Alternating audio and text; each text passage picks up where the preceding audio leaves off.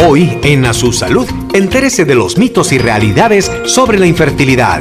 Durante años se creyó que la responsabilidad de la infertilidad era la mujer, pero hoy sabemos que esta afecta igualmente a hombres y mujeres. Alrededor de un tercio de los casos de infertilidad se debe a factores masculinos, en tanto que un tercio puede atribuirse a factores femeninos. Otras causas de infertilidad se deben a la combinación de problemas en la pareja, y solo en un 10% de los casos se habla de infertilidad inexplicable. En el estudio de los especialistas, el doctor Efraín Pérez Peña, especialista en biología de la reproducción humana y director médico del Instituto Vida.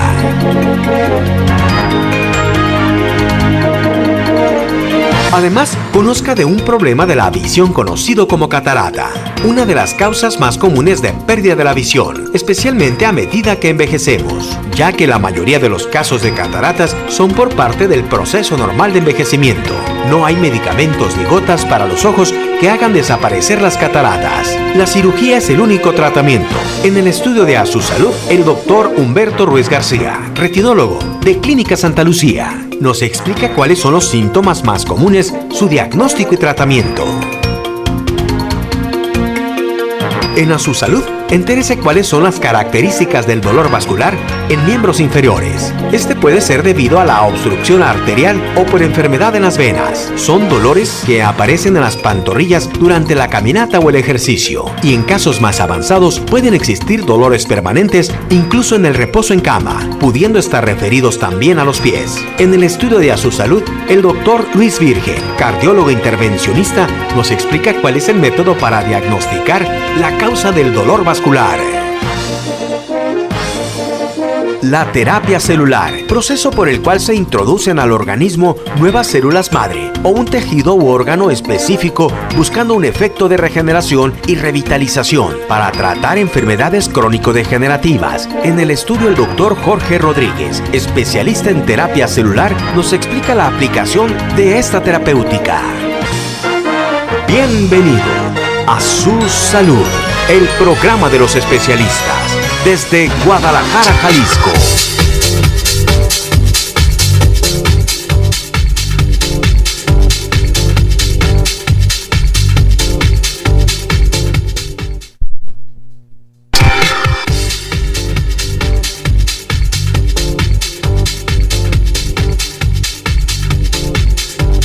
Ya estamos en A Su Salud. Bienvenidos, gracias por acompañarnos aquí por el 210 Digital, la señal de tu ciudad, en vivo desde los estudios de Megacanal en la ciudad de Guadalajara, Jalisco. Gracias por acompañarnos. Tenemos este 01800 para que te comuniques con nosotros o este correo electrónico para que nos escribas. En este momento puedes plantear cualquier inquietud a todos estos temas que veíamos que son de mucho interés, creo yo, y espero que así sea también para usted. Pues lo que tendremos el día de hoy aquí en A Su Salud. Es martes, es después de las 5 de la tarde, pues el programa es en vivo. Cualquier otro día este programa es una retransmisión. Vamos a platicar con el doctor Luis Virgen. Bienvenidos pues al programa de los especialistas. Para quienes están por internet, también por internet puede usted interactuar. Le voy a poner, por si usted tiene modo de enviar alguna imagen para el primer tema que vamos a tocar, que es el dolor arterial de las extremidades inferiores. Bueno, pues le voy a dar un correo, le vamos a dar el WhatsApp para que también pueda mandar alguna imagen y participar. Bienvenidos al programa de los especialistas.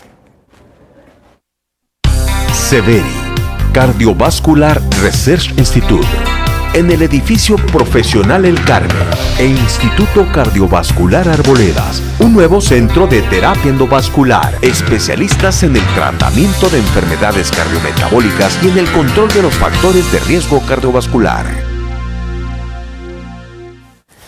Bueno, pues vamos a tocar el tema del dolor vascular en extremidades inferiores. Nos acompaña el doctor Luis Virgen, él es cardiólogo intervencionista de Cardiovascular Research Institute, aquí en la ciudad de Guadalajara, Jalisco, del Hospital Ángeles del Carmen y el Hospital Arboledas. Gracias por acompañarnos. ¿Cómo está, doctor? Joel, muy bien, salud. Feliz 2014, Joel. Bienvenido al 2014, doctor. Ya nos habíamos visto antes, ¿verdad? Fíjate, Joel, que hemos estado hablando mucho en los programas anteriores de la enfermedad arterial periférica, de la enfermedad arterial coronaria.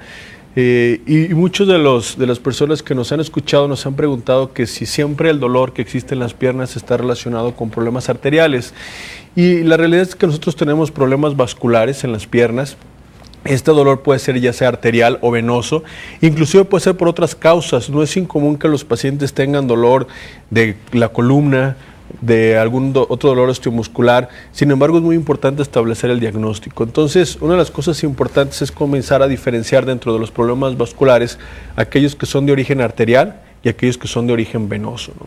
Generalmente el dolor arterial es aquel que se presenta en los pacientes conforme las arterias se van obstruyendo, o sea, las arterias son las que se encargan de llevar flujo hacia las piernas. Entonces, el paciente que tiene antecedentes de factores de riesgo, como el colesterol, triglicéridos, el fumar, el sedentarismo, etcétera, se van obstruyendo poco a poco hasta que llega un momento que el paciente tiene dificultad para caminar. Y es cuando viene el dolor.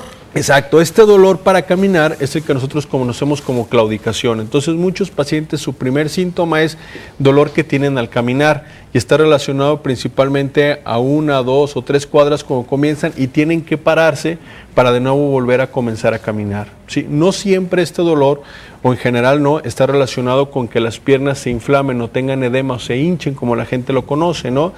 Y tenemos otro tipo de dolor, Joel, que es el dolor vascular ocasionado por problemas venosos, ¿sí? Hoy, conforme tenemos más sobrepeso, las mujeres que usan tacones, conforme uno está más tiempo de pie o está más de tiempo sentado, esto produce que nuestras valvulitas que se encargan de regresar la sangre, y en este caso se llaman las venas, o sea, las que lo llevan son las arterias y lo que lo regresan son las venas, se comiencen a inflamar, ¿sí? Este problema de insuficiencia venosa, que la gente conoce como varices, también es un problema que puede ocasionar trastornos a nivel cardiovascular, pero lo más importante es establecer un diagnóstico diferencial.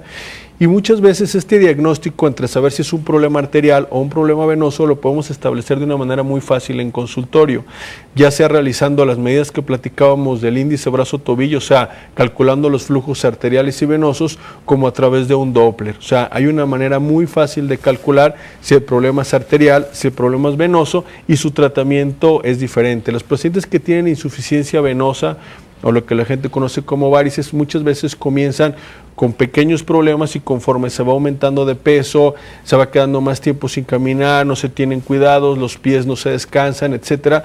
Esto hace que poco a poco se produzca más dilatación venosa hasta que llegan a aparecer aquellas bolas, sí, que son muy notorias al caminar, y es muy notorio que estas aumentan cuando el paciente se encuentra de pie. O sea, generalmente cuando el paciente despierta en las mañanas dice, ah, caray, yo me siento muy bien, las piernas no las tengo hinchadas, no tengo edema, estas bolitas que me sentía no las siento, pero conforme va pasando sus actividades durante el día, esta insuficiencia venosa se va haciendo mucho más notoria. Entonces, es importante establecer el diagnóstico entre una insuficiencia arterial y una insuficiencia venosa. O sea, un diagnóstico diferencial, en lo que usted nos menciona, el índice brazo-tobillo. ¿Con este se elimina el margen de error? ¿Se identifica con precisión el dolor, doctor? Es decir, si es venoso, si es arterial o si correspondiera a algún otro. Así es, un buen examen clínico, Joel, nos permite determinar el tipo de enfermedad.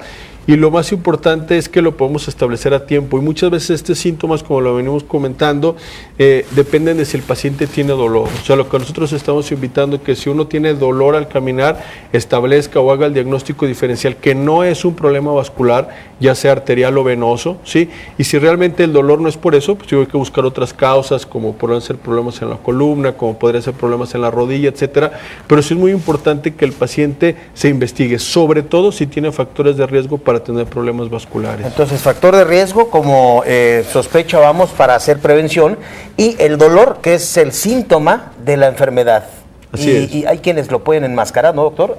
Automedicándose, por ejemplo, y por ser una enfermedad, el inicio de la enfermedad arterial periférica, o por ser un dolor de poca importancia para el paciente, pues lo deja y se automedica, por ejemplo, y puede enmascararlo, ¿no? Sí, y la otra cosa, Joel, que lo enmascara es si el paciente no realiza mucha actividad. O sea, si realmente somos relativamente sedentarios, caminamos muy poco, nuestras actividades no nos lo permiten, pues la verdad es de que no vamos a notar hasta después de un tiempo que cuando subimos un poco más comenzamos a tener dolor, o cuando caminamos más de 1 o 2 cuadras, o como duramos mucho tiempo de pie parados, que la insuficiencia venosa es más notoria. Entonces, muchas veces nuestras propias actividades del día a día nos enmascaran este cuadro, ¿no?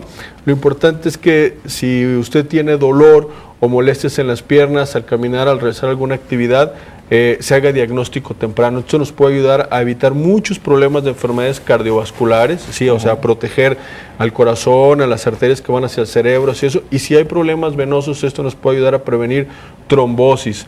Un paciente que tiene problemas de insuficiencia venosa, que no se toman cuidados, etcétera, es un paciente que tiene riesgo de padecer una trombosis. Generalmente, cuando uno viaja por periodos prolongados, puede llegar a tener una trombosis. Las mujeres que no toman muchos líquidos, los anticonceptivos, por trombosis, perdón, doctor, por trombosis es un infarto la pierde y que esta llega al extremo de la amputación, por ejemplo. Sí, en el caso de los problemas venosos, Joel, es un poquito diferente de los problemas arteriales. Lo que la sangre hace es que en lugar de ir hacia la pierna, por ejemplo, hacia lo que sería el pulmón a través del corazón, se crea una éxtasis de la sangre, o sea, la sangre se queda ahí, no fluye, no continúa, y esto hace que se formen coágulos. Es el retorno. Así es, esto crea una trombosis venosa y esto se favorece mucho cuando nosotros tenemos largo tiempo de pie en reposo o de pie o en reposo, ya sea por ejemplo en un viaje prolongado, si tú duras 3, 4, 5, 8, 12 horas sin moverte, entonces favoreces que esa sangre quede todavía más en ese lugar. Por eso la recomendación hoy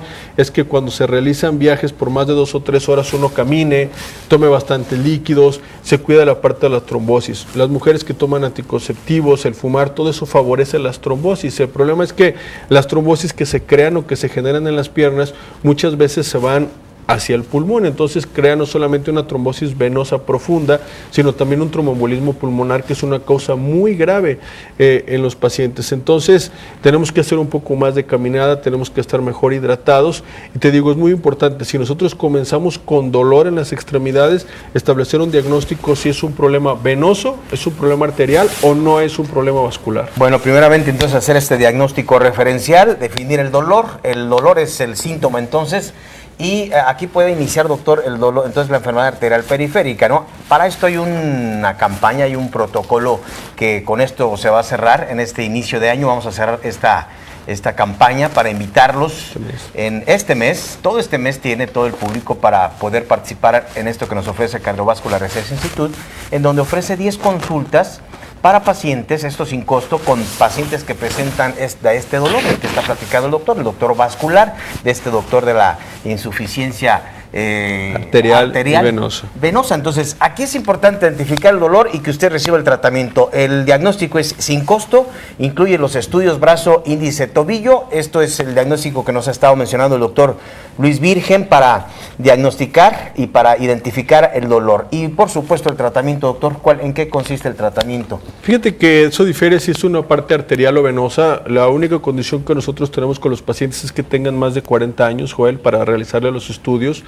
Realmente abajo de los 40 años es muy raro, no que no exista, pero que tenga uno problemas arteriales. Es un poco más frecuente los venosos, pero el tratamiento depende mucho si es un problema arterial. Si el problema es arterial, se trata al igual que los problemas en las arterias del corazón, controlando los factores de riesgo, colesterol, triglicéridos, azúcar, etcétera. Si el problema es venoso, existen ya sea 2 tipos de terapia para disminuir las probabilidades de tener coágulos con un tratamiento médico, y en algunas ocasiones también con algún tratamiento quirúrgico, de los cuales platicaremos después, de las afenectomías y de algunas otras cosas, que ahora hay cosas muy novedosas sobre eso. Pero lo primero es establecer un diagnóstico real de qué es lo que está pasando en un paciente que tiene dolor en las extremidades. Bueno, pues ahí está, la identificación de esta referencia es muy importante. Aquí están los teléfonos del doctor Luis Virgen, 3813-1040, para que usted llame, haga una cita, mencione la invitación pues para este protocolo de diagnóstico, índice, brazo, tobillo, que cierra con este mes ya, doctor. Así es. Bueno, muchísimas gracias. Te agradezco mucho. Muchísimas gracias y bienvenido al 2014, doctor. Que venga lleno de información y de salud, pues, contenido, sobre todo para hacer prevención. Muchas gracias, doctor. Gracias. Vamos a Clínica Bio en Guadalajara, Jalisco. Bueno, están en distintos puntos del país, en la Ciudad de México, en Culiacán, aquí en la Ciudad de Guadalajara, Jalisco. Nos hablan pues de este tratamiento, la terapia de reemplazo hormonal natural bioidéntica. Clínica Bio. Severi, Cardiovascular Research Institute. en el edificio profesional El Carmen e Instituto Cardiovascular Arboledas, un nuevo centro de terapia endovascular, especialistas en el tratamiento de enfermedades cardiometabólicas y en el control de los factores de riesgo cardiovascular.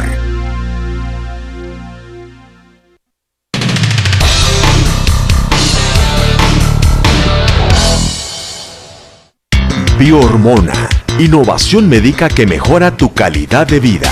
Su presentación en pellet, el más efectivo beneficio de las hormonas bioidénticas. Y a raíz del tratamiento, hace un año que yo estoy utilizándolo ya, estos síntomas han desaparecido, mis articulaciones están en muy buen estado, puedo caminar distancias sin sentir cansancio, los bochornos que empezaban ya a atormentarme por época o no época de calor, ahora están controlados a partir del uso de las hormonas bioidénticas. Los beneficios de los tratamientos son muy notorios, en el cual van a ir desde el aumento en la concentración, la mejora en la energía, la mejora en el líbido. También vamos a mejorar mucho lo que es todo el cuerpo en general, desde los huesos hasta la piel. Vamos a fortalecer los huesos, incrementar masa muscular. El cabello empieza a tener mayor fuerza. Empezamos a tener una cuestión emocional mucho más estable, estar menos irritables, menos deprimidos, menos tristes, con la única intención de que todo esto lleve a ser un equilibrio hormonal.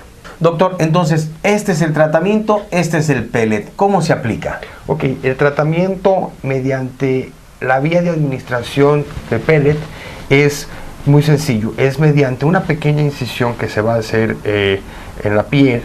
Vamos a pasar este pequeño implante a través de la piel y lo vamos a dejar en el tejido celular subcutáneo, que es la grasa. Este implante va a liberar la hormona día a día, 24 horas del día, 7 días de la semana, por el transcurso de 5 o 6 meses, y el cuerpo va a estar con niveles hormonales estables. Vamos a copiar aquí al cuerpo de la manera más natural para que el cuerpo va a tener las hormonas de una persona de 20 o 30 años. Primero, Joel, lo más importante es conocer al paciente para ver cómo está, cuál es la sintomatología que ellos presentan, y conocerlo, vamos, es la entrevista médica, paso 1. Paso 2, hay que hacer un estudio para valorar los niveles hormonales, en los cuales vamos a tener 3 opciones: uno lo que es en sangre, otro lo que es en saliva, o inclusive otro que es en orina, para poder determinar qué cantidad de hormona le hace falta, porque son tratamientos totalmente personalizados, vamos a decirlo así. No significa que todas las personas tengan el mismo tratamiento. Aquí va a variar de qué hormona haga falta y qué cantidades de esa misma hormona le haga falta al cuerpo. Doctor, pues estás periódicamente en la Ciudad de México, en Culiacán y por supuesto en la Ciudad de Guadalajara, Jalisco. Así es, Joel.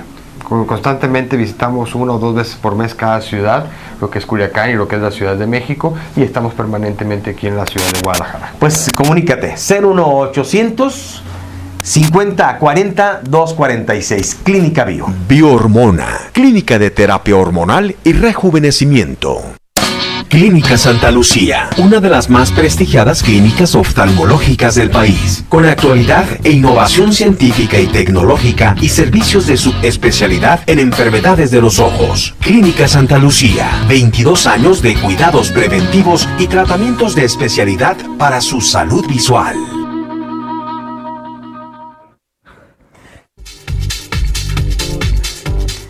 Muy bien, continuamos en A Su Salud y bueno, vamos a saludar al doctor Humberto Ruiz García, nos acompaña de Clínica Santa Lucía, ya está con nosotros. ¿Cómo estás, doctor? ¿Qué tal, Joel? ¿Cómo estás? ¿Qué tal, amigos de Su Salud? Pues aquí dándole la bienvenida al año, con toda la intención de seguir trabajando para mejorar la visión de nuestros pacientes. Muchísimas gracias, doctor. Y bueno, ustedes que Clínica Santa Lucía, pues periódicamente viene para orientarnos, para darnos esta guía e la importancia de hacer prevención y sobre todo en enfermedades que es muy, muy importante llegar oportunamente. Hoy es una de estos padecimientos tan frecuentes, doctor, la catarata, que es muy común en pacientes a cierta edad y bueno, que es el tipo de ceguera pues reversible, ¿no? Y que el porcentaje es pues elevado, considerable. Sí, definitivamente es una de las causas de visión, de pérdida de visión más importantes en nuestra sociedad, en el mundo. Principalmente la catarata se puede diagnosticar fácilmente.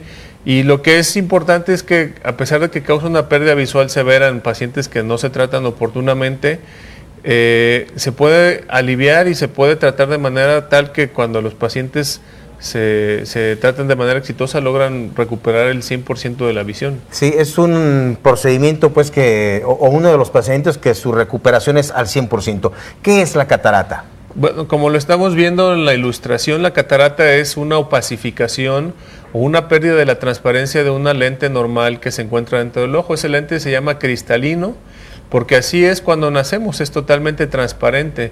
Esta lente es muy importante para enfocar los rayos de luz dentro del ojo. Sabemos que hay problemas de enfoque como la miopía, como el astigmatismo. Pues la catarata lo que hace es impedir el paso de luz, y las personas de edad mayor, en este caso, van teniendo mayor dificultad para leer, para distinguir los objetos en condiciones de luz disminuidas, y esto puede llevar a una incapacidad muy importante, porque son personas que realmente físicamente están bien, no tienen problemas o no tienen alteraciones psicológicas o alteraciones de este tipo que los limiten, o físicas que los limiten. Solamente es la visión la que los está limitando, y como podemos ver, hay técnicas actuales que con instrumentación avanzada y entrenamiento adecuado pueden permitir aliviar esta molestia. Ahí estamos viendo cómo el cristalino, esta lente opaca, se puede extraer mediante ultrasonido, o sea, pulverizar con ultrasonido esta catarata, y esto nos permite lograr extraer esto que de adentro del ojo, extraerlo por una herida tan pequeña, casi de 1.8 milímetros, o sea, menos de 2 milímetros, lo cual permite una recuperación inmediata sin suturas en muchos casos. Y ese cristalino se retira, se aspira, y se reemplaza por un lente artificial. Sí, eso es una parte fundamental de la técnica actual. Los pacientes nos preguntan mucho sobre el lente intraocular. Es sumamente importante el lente intraocular, ya que este es el que va a sustituir la función que tenía el cristalino.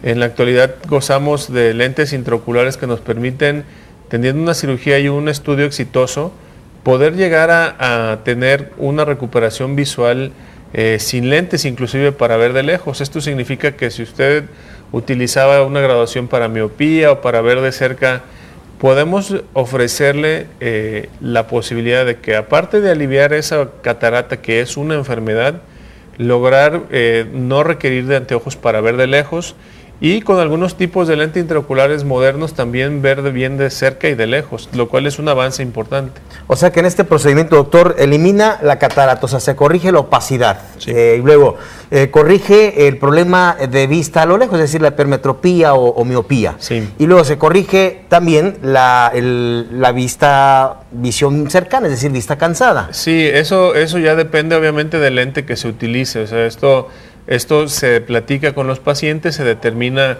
cuál es el lente más adecuado. No todas las personas son candidatos para los lentes que se llaman multifocales. Pero eso es parte del examen que se requiere realizar. Obviamente no solamente es escoger eso, sino determinar qué tanto ha avanzado. Antes se decía que la catarata debía de madurar para que el paciente pudiera ser operado, y eso responde a cómo se hacía la cirugía hace muchos años. La cirugía se tenía que hacer mediante una incisión muy grande nos permitía sacar toda esta estructura que es grande dentro del ojo, y actualmente ya no se requiere de llegar a esa situación donde muchos pacientes ya estaban ciegos. Actualmente, por estas pequeñas incisiones, podemos lograr extraer la catarata e implantar el lente intraocular. O sea que anteriormente se retiraba la pieza prácticamente entera, doctor, o sí, la trituraban o la rompían. No, originalmente la catarata se extraía completa, o sea, se extraía una situación que era parecida a una lenteja. O sea, era una incisión grande, se extraía, ¿y qué se reemplazaba en aquel tiempo? En principio ni siquiera se utilizaban lentes intraoculares. Había lentes. Eso ha sido algo que nos permite que realmente la cirugía recupere. Hace muchos años, te estoy hablando de hace más de 30 años, las heridas eran tan grandes que el paciente tenía que estar en cama 15 días, hasta 3 semanas, para que esas heridas pudieran cicatrizar sin que se abrieran. Después, conforme fueron evolucionando las suturas, pues se pudo hacer cirugías con recuperación más corta, y hoy en día tenemos pacientes que del quirófano salen viendo sin necesidad de realizar alguna sutura y con anestesia, que consiste solamente en gotitas como las que podemos utilizar para otros procedimientos menores, son las mismas que utilizamos, de tal manera que esto es una situación muy favorable para el paciente, porque podemos operar pacientes que tienen enfermedades crónicas, que ponen en riesgo al paciente si está en un procedimiento muy prolongado. Son procedimientos que en manos bien entrenadas pueden durar de 10 a 15 minutos, y en estas condiciones el paciente al día siguiente ya está recuperado, con sus cuidados obviamente, pero ya en condiciones de sentirse ya curado y de incorporarse otra vez a su vida, ¿no? Muy bien, doctor, pues estamos escuchando de cómo ha evolucionado, de las técnicas de actualidad con las que se cuentan hoy en día, y bueno, Clínica Santa Lucía, la vanguardia, por supuesto, con todo este tipo de procedimientos de innovación. Son técnicas, ¿cuánto lleva, por ejemplo, los procedimientos de una cirugía actual? Una cirugía actual de catarata debe tardarse aproximadamente de 10 a 20 minutos, ¿sí? Es una cirugía muy ágil, hacemos las heridas de manera muy controlada, estos instrumentos están altamente calibrados, las mediciones del lente, que es muy importante también, se hacen previamente con sistemas electrónicos que nos dan un lente, nos permiten escoger el lente que va a ser el ideal para el tamaño y las dimensiones y las necesidades de nuestros pacientes. Muy bien, doctor, pues hacer medicina preventiva, acercarnos oportunamente. ¿La catarata empieza a qué edad? La catarata se presenta ya, la catarata senil, la más común, se puede presentar desde los 50 a 55 años. O sea que el diagnóstico debe ser después de los 40 años. Sí, medicina preventiva en oftalmología incluye descartar glaucoma y otras enfermedades. Por lo mismo, a partir de los 40 años se recomienda hacer un examen anual. Muy bien. Bueno, pues muchísimas gracias, doctor Humberto Ruiz García, retinólogo de Clínica Santa Lucía. Muchísimas gracias por la visita y bueno, invitar al público para hacer prevención oftalmológica. Muchísimas gracias. Vamos a la pausa comercial. Regresamos con usted a Su Salud, el programa de los especialistas. Clínica Santa Lucía, una de las más prestigiadas clínicas oftalmológicas del país, con actualidad e innovación científica y tecnológica y servicios de subespecialidad en enfermedades de los ojos. Clínica Santa Lucía, 22 años de cuidados preventivos y tratamientos de especialidad para su salud visual.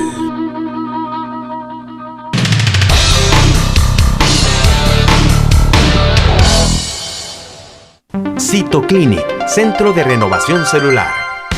Esta terapéutica está basada en sustancias biológicas, células y uniones celulares de ovejas en estado fetal o juvenil. Se administran en el organismo humano, enfermo o envejecido, por vía subcutánea, con la función de reparar todas las afecciones microcelulares en el organismo. El Dr. Paul Nihans, profesor de medicina en Suiza, inició oficialmente su utilización en 1931, y a partir de ahí, en los últimos 60 años, se han tratado con éxito a más de 1 millón de pacientes empleando la terapia celular. Esto se ha comprobado de manera irrefutable en más de 1000 estudios científicos. Así, al conseguir marcar los extractos por medio de marcaje radioactivo, los investigadores han podido ver lo que ocurre con los extractos de células inyectados. Esta terapia se utiliza en enfermedades degenerativas como artritis reumatoide crónica, osteoporosis, artrosis, debilitamiento del sistema inmunológico, trastornos del sistema nervioso y en el cerebro que conduce a depresiones y decaimiento mental. También se solucionan con la terapia celular. Con este método se pueden combatir y reducir en gran medida, por ejemplo,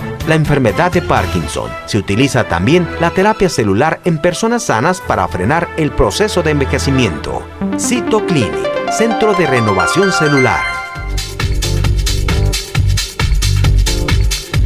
Bueno, vamos a platicar ahora de terapia celular con el doctor Jorge Rodríguez. Bienvenido al programa, doctor. Gracias por acompañarnos. Gracias por la invitación, Joel. Bien, pues terapia celular. ¿Qué es terapia celular? Hay público que por primera vez está viendo el programa de A Su Salud y, por supuesto, de esta especialidad. ¿Qué es terapia celular? La terapia celular, básicamente, Joel, es la aplicación de cientos de millones de células en un organismo. Estas células pueden ser propias de un donante, pueden ser de oveja o de bovino, principalmente son las que se utilizan. Puede haber más aplicaciones, pero básicamente es la aplicación de células. Entonces, originalmente empezó siendo que de bovino. Originalmente empezaron siendo de bovino y después se empezaron a utilizar, dependiendo mucho del país. En Europa, por ejemplo, se acostumbra más la utilización de células de oveja negra porque hay más ovejas normalmente por su forma de producción, principalmente. Aquí en México es más el bovino. Y en sus inicios, doctor, ¿para qué fue dirigida esta terapia? Bueno, un poquito de historia. El doctor Alexis Carrel, en 1912, que esto ya tiene más de 100 años aproximadamente, él empieza con sus técnicas de cirugía y descubre que cuando utiliza una vena y se coloca en el lugar de una arteria, esa vena va a tomar las facultades que tenía la arteria. Entonces, al darse cuenta de eso, el doctor empieza a razonar y se da cuenta de que si utiliza células, van a adquirir la necesidad de lo que requiere cada organismo. De ahí empieza la terapia celular. Eso fue el principio. Va a depender, claro, del caso de cada paciente, cuál va a ser el más idóneo para la aplicación de células, cuál pudiera funcionarle mejor. Entonces, ¿en un principio se utilizó para regenerar? Sí, en un principio se utilizó para regenerar, tratando de aliviar principalmente el malestar general del paciente, sin especificar alguna patología, claro, simple y sencillamente para que mejore. Más adelante, alrededor de 1930, el doctor Paul Hall Nielsen, en un momento determinado, llega una paciente con él que tenía un problema de tiroides, va directamente a un bovino, le saca unas células de tiroides y se las implanta a la paciente. La paciente se cura de su problema de tiroides, cosa que se puede trabajar actualmente con las células del paciente y otros factores de crecimiento específicos para su problema de tiroides, y podemos revertir el problema de tiroides. Otro de los pacientes importantes, cuando el doctor Paul Hall Nielsen, en 1932 aproximadamente, uno de sus pacientes más importantes es el Papa Pío XII. En ese momento el Papa ya lo habían dejado como desahuciado. Él aporta la terapia celular y le da una mejor calidad de vida y retrasa su muerte, pues le ayuda a que viva más tiempo. Doctor, entonces, claro que es todo un proceso para obtener esas células madre, las que usted hace mención, es decir, ¿es mediante laboratorio? Sí. ¿Qué es lo que se...? Sí, definitivamente todo se procesa en un laboratorio. En el laboratorio ya buscamos lo que requiere cada paciente y el laboratorio nos lo elabora y después se le aplican a cada paciente. Bien, pues esta es básicamente lo que es la terapia. ¿En qué padecimientos es donde los resultados han sido muy notorios y en donde pues hay cada día más sorpresas? Vamos a ver un testimonio, por cierto, más adelante, pero ¿en qué tipo o áreas de la salud? Bueno, Joel, se puede aplicar en muchas áreas de la salud. Simple y sencillamente puede ser un tratamiento preventivo para evitar el envejecimiento, para mejorar su calidad de vida. Puede ser tratado para un problema de tiroides, hipotiroidismo. Puedes tratar lesiones de articulaciones, rodillas, columna, cualquier tipo de articulación. Puede tratarse enfermedades crónico-degenerativas como diabetes, hipertensión, insuficiencia renal, lesiones neurológicas. Se puede tratar muchos padecimientos pueden ser tratados con la terapia celular, mejorando la calidad de vida y en algunos casos pues se puede revertir su problema. Por ejemplo, para retardar la vejez, doctor. En este tipo de casos se puede utilizar células madres específicamente para poder lentificar sus procesos de envejecimiento y que el paciente tenga una mejor calidad de vida. Muy bien, vamos con el testimonio rápidamente. Es Juan Carlos. En esta ocasión, Juan Carlos, bueno, él nos platica de su accidente. ¿Qué es cuadraplegia, doctor? Sí, empezó con una cuadraplegia y ahorita ya va una mejor evolución. Veamos el caso de Juan Carlos y con esto seguramente usted tendrá más información o noción de lo que es el impacto del beneficio de lo que es células madre. Como envejecido por... Bueno, cambió la vida pues de mi hijo Juan Carlos, pues, ¿verdad? Y el dictamen del doctor pues no nos favorece mucho, pues, digo, el que lo operó. Él venía de su restaurancito que tiene atrás del Hotel Carton y venía por R. Michel, su camionetita, una Nissancita, y pues ahí nomás de repente se cayó el árbol, creo. Yo no estuve en el accidente porque ya cuando me avisaron ya los habían levantado la Cruz Verde, ¿verdad? Y pues se murió un primo hermano de él al momento, otro empleado, 5 fracturas de la cráneo, mandíbula, todo, pues, ¿verdad? Entonces de ahí lo trasladamos al hospital del San Javier y ya estaba todo el equipo, pues ya le habían hablado al especialista. Y ahí fue cuando, en cuanto llegamos a los 10 minutos, dice, pues el problema es este es el que él dice, tienen un 99% en contra por 1 a favor. Dice, de todos modos tengo que operarlo, mismo que si se lo dejen. Tiene unos huesos de la C5, C6, unos huesos botados aquí, otros allá. Dice, usted sabrá, no, pues opérelo, tiene que operarlo, ¿verdad? Y salió a las 2:15 de la madrugada, del día 3 de abril, y nos dice, de la madrugada, dice, pues el diagnóstico es el mismo. Dice, invalidez de por vida, cuidados de enfermería los 24 horas del día, ¿verdad? Entonces todo eso, así fue como ocurrió todo. Yo llegué aquí con el doctor Jorge Rodríguez por medio de una recomendación de un ahijado mío, por medio de Fer, que lo ve ahí en el hospital civil, y ve las mejorías de Fer, y dice, oye, ¿qué doctor lo está viendo? Entonces ya me consiguieron el teléfono del doctor Jorge Rodríguez y ya nos contactamos con él. Llevo 2 meses con la terapia celular aquí en Cytoclinic y he notado varios cambios. Primero he recuperado un poco la sensibilidad en mis esfínteres y un poco más de espasticidad en mis piernas. El tratamiento va a durar 7 meses y medio. La postura de su espalda es un poco más recta, que antes no lo tenía, pues estaba más curva la espalda, pues ahora sí la tiene más recta. Son los cambios que yo he visto a raíz del tratamiento. Ha aumentado un poco más, sus manos ha tenido más movimientos, los dedos los tenía muy rígidos, ahora un poco más han estado más flexibles, más espasmos, siente sus esfínteres, ya tiene un poco, en las terapias tiene más movimiento a la hora que lo paran, pues con la ayuda del terapeuta, ya dura pues a mediados de 15 a 20 minutos. Pero pues de como quedó mi hijo, como va muy bien. Ya ahorita ha habido ocasiones que le pone el teléfono, hay veces que lo detiene ya aquí, hay veces que está así, se hace así. Ya levanta los brazos. Levanta sus brazos, exactamente. Llega alguien y luego levanta su mano y les dice que no hay fuerza, pues no hay la fuerza, pues, pero sí ha habido un cambio grande, ¿verdad? Con terapia celular yo creo que tendrá como unos 2 meses. El doctor dijo que no, dice, ni le busque ahorita, no ha habido nada, dice, hasta el momento no ha sacado nada de la ciencia, ni vaya aquí ni vaya allá. Y antes no había absolutamente nada, doctor. No había ningún movimiento en el caso de Juan Carlos, paulatinamente ha habido muchas mejorías. Otra de las cosas, ya tú llegas y le extiendes la mano para quererte saludar, ya tiene más movilidad en sus manos, ahora aguanta 30 minutos aproximadamente ya de pie, ahí vamos con su terapia, va muy bien, va evolucionando bastante bien. Muy interesante los resultados que hasta la fecha, ¿cuántos son? 3 meses. 3 meses y medio más o menos lleva. De este paciente. Gracias, doctor Jorge Rodríguez, aquí están los datos, los teléfonos, los contactos, 333-1166.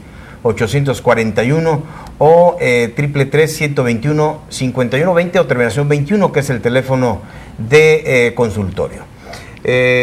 Por ahí está un correo electrónico también, por si quiere escribirle, www.cytoclinic.com.mx, es cytoclinic.mx. Muchas gracias, doctor. Gracias a ti, Joel. Muchas gracias, vamos a la pausa comercial, regresamos con usted a Su Salud, el programa de los especialistas.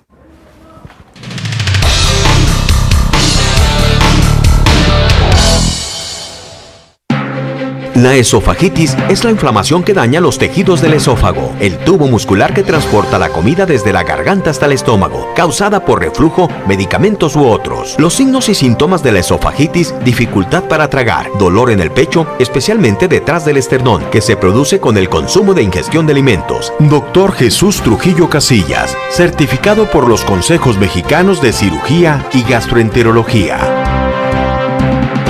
El término de reflujo se refiere al regreso del material alimenticio y jugos digestivos del estómago hacia esófago, que pudiera llegar incluso hasta garganta.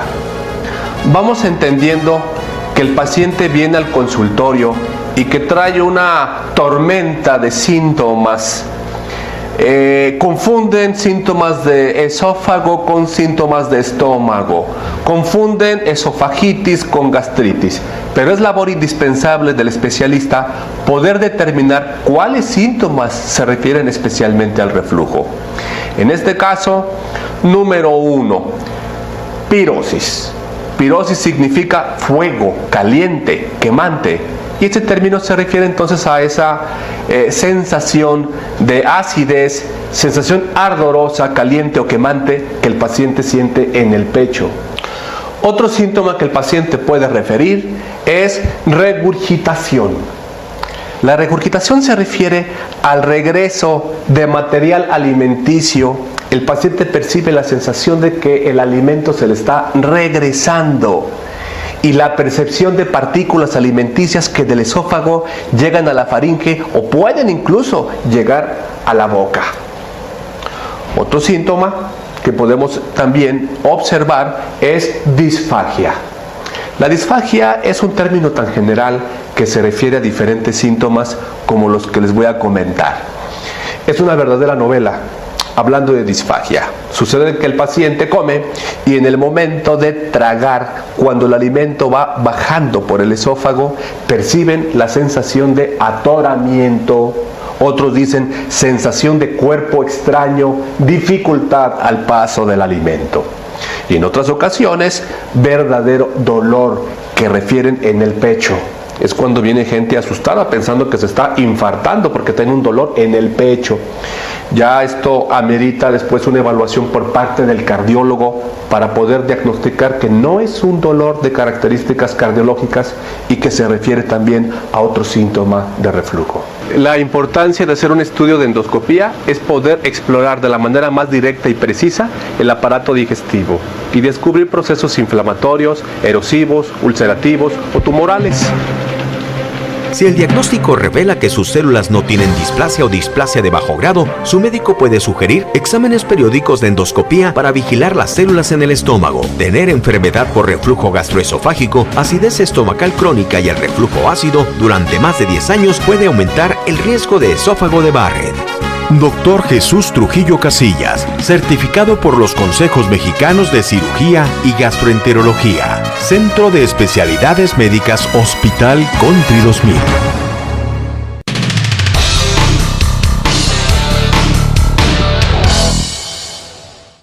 Instituto Vida, Instituto de Ciencias en Reproducción Humana. 17 años contigo desde el principio. Pioneros en tratamientos innovadores para parejas infértiles.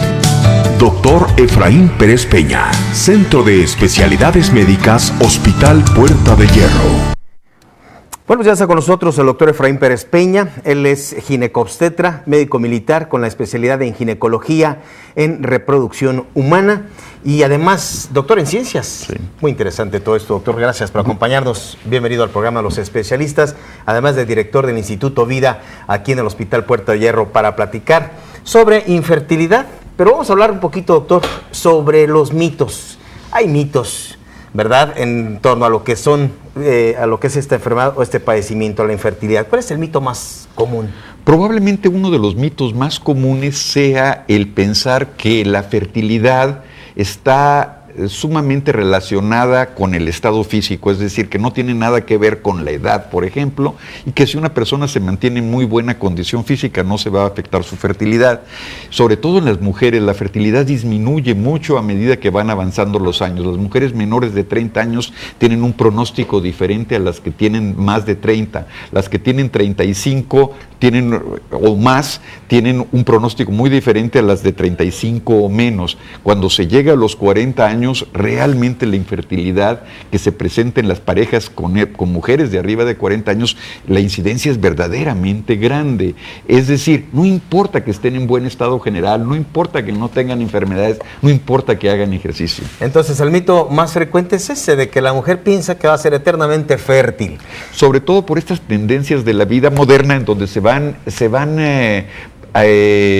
haciendo planes y se va posponiendo la fertilidad para épocas mejores, hay carreras, hay necesidades económicas, hay muchísimas cosas y se deja para después, suponiendo que nunca se van a tener problemas, se da por hecho de que se va a tener fertilidad y resulta que no. Bueno, otro de los mitos muy frecuentes es el que la infertilidad es problema de la mujer, cosa que ya se dijo en el avance de que no, es tanto del hombre, participa con el mismo porcentaje. Sí, el hombre se encuentra en el 50% de los casos de problemas de fertilidad. Probablemente en alrededor del 30% es él solo y en otro 20% es asociado a la mujer. Es decir, cada miembro de la pareja tiene un cierto potencial de fertilidad.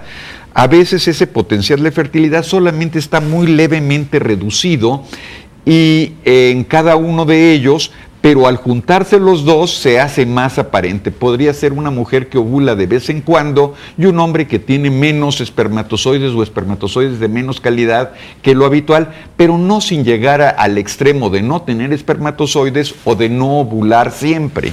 Entonces, así se manifestaría. Muy bien. Hay otro mito, doctor, muy frecuente, muy común en la sociedad, en el que las personas que ya tuvieron hijos no pueden ser infértiles ya. No, la infertilidad se divide en primaria y secundaria. Infertilidad primaria es la de que se presentan parejas que nunca han tenido hijos, y infertilidad secundaria es que aquellas después de haber tenido hijos lo presentan. Esto se debe a lo que hablábamos, a que hay condiciones que van disminuyendo la fertilidad y que les han permitido a parejas, cuando todavía la situación no está muy avanzada, por ejemplo una endometriosis no está muy avanzada, se pueden embarazar, pero después la endometriosis seguir avanzando y después dificultar mucho el logro de un embarazo y presentarse esta llamada infertilidad secundaria. O sea que yo le pregunté hace un momento antes de la entrevista, bueno, la enfermedad, la infertilidad, quiere decir que va en evolución. Una pareja puede tener una criatura en este momento y 2-3 años presentar el problema de la infertilidad. Dice usted, es que se incrementan los factores de riesgo.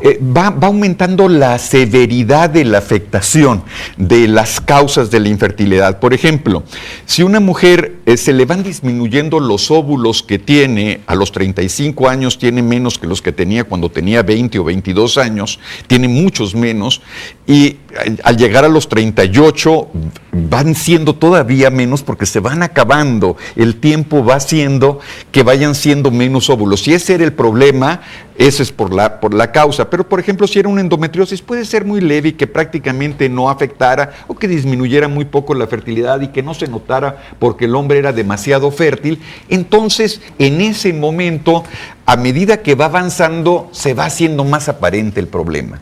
La infertilidad es psicológica. Basta con que las personas se relajen, hagan yoga, meditación para que puedan embarazarse o resolver este problema. Eso es realmente raro. Es decir, y desafortunadamente eso ha ocasionado muchos retardos innecesarios en la atención de muchas parejas y ha hecho que problemas que tuvieran un mejor pronóstico si se hubieran atendido a tiempo, haya pasado demasiado tiempo y después el pronóstico no sea el mismo. Otro de los mitos, que es demasiado complejo el tratamiento de reproducción asistida. No, cada vez los tratamientos de reproducción asistida son muchísimo más sencillos, más amigables, con menos medicamentos, con muchísima mayor eficacia y con menos incidencia de complicaciones. Hablan también como mito que una de las técnicas de reproducción asistida, como la in vitro, por ejemplo, es un procedimiento riesgoso. No, en realidad no, podría ser, es como todo, podría ser muy riesgoso en gentes poco experimentadas, en donde no tengan todas las medidas para utilizarlas, en donde quieran obtener un exceso de óvulos, en donde deseen transferir un exceso de embriones o de óvulos fecundados para obtener resultados, y esto en un momento dado, pues sí puede ser riesgoso, pero si se siguen todos los patrones que se deben de seguir respecto a eficacia, a seguridad, los tratamientos son bastante sencillos, bastante accesibles, y podríamos poner como ejemplo una operación. Una operación podría ser muy complicada en manos poco expertas o podría ser todo un éxito en manos de un especialista adecuado. Y otro de los mitos, doctor, de que todas las clínicas de fertilización o de técnicas de reproducción asistida son iguales. No, como no todos los médicos son iguales, ni todos los especialistas en todas las especialidades, ingenieros, arquitectos, abogados, van a ser iguales simplemente con tener el título. Una clínica de fertilidad puede ser una clínica muy buena con todos los adelantos, tanto en equipo moderno, en ofrecer técnicas, como en los especialistas que trabajen allí. Depende mucho de la calidad y es muy fácil distinguirlos. Muy bien, doctor, pues aquí están estos puntos de vista y la respuesta, por supuesto, del especialista, el doctor Efraín Pérez Peña, para si usted tiene alguno de estos mitos, alguna de estas creencias de cultura general. Aquí están despejadas todas estas inquietudes, saber de que existen los tratamientos y los procedimientos de innovación y oportunos en el Instituto Vida, llegando oportunamente. Es importante llegar oportunamente, ¿no, doctor? Claro, hay que asistir con el especialista cuando se sospeche que hay problemas o cuando va pasando el tiempo y no se han logrado tener hijos en forma espontánea. Muchísimas gracias, doctor Efraín. Un placer estar con usted. Muy amable. Aquí están los teléfonos 3642-7399 o terminación 94, los teléfonos del Instituto Vida, ya sea para una respuesta pues muy personal, alguna pregunta en especial. Aquí están los teléfonos, los correos electrónicos, la página www.institutovida.com. Visítela y conozca también para la formación académica de médicos residentes que quieran estudiar la especialidad de biología de la reproducción. Muchas gracias. Muchas gracias, muy amable. Vamos con el doctor Enrique Andrade y nos despedimos. Muchísimas gracias por habernos acompañado. Los martes es este programa. Cualquier otro día es una retransmisión. Visítenos en nuestra página www.asusalud.tv. Soy Joel Flores. Le agradezco por su atención. Muy bien.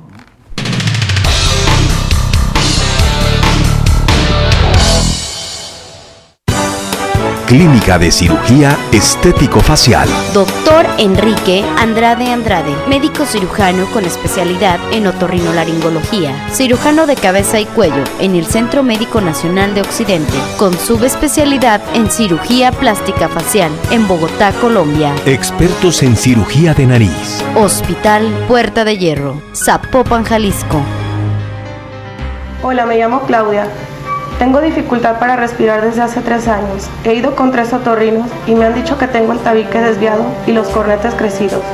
He decidido ponerme en manos del doctor Enrique Andrade porque he visto el resultado estético y funcional en 2 amigas que ya he operado.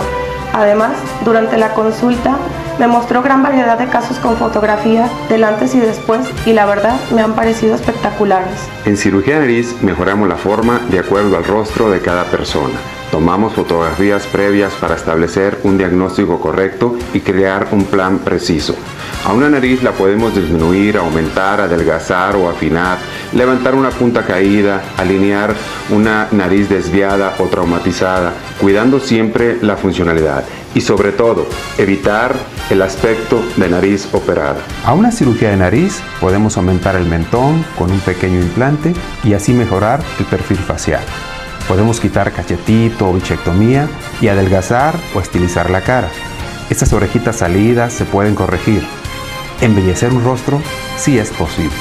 Clínica de Cirugía Estético-Facial. Hola nuevamente. Han pasado 2 meses y quiero decirles que no me equivoqué en haber elegido al doctor Enrique como mi cirujano.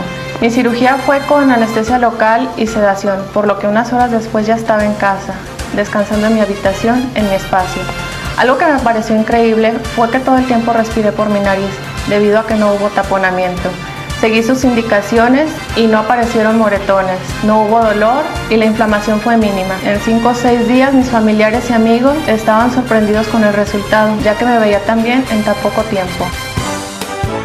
Clínica de Cirugía Estético-Facial. Doctor Enrique Andrade, médico cirujano con especialidad en otorrinolaringología, cirujano de cabeza y cuello en el Centro Médico Nacional de Occidente, con subespecialidad en cirugía plástica facial en Bogotá, Colombia. Expertos en cirugía de nariz. Hospital Puerta de Hierro, Zapopan, Jalisco.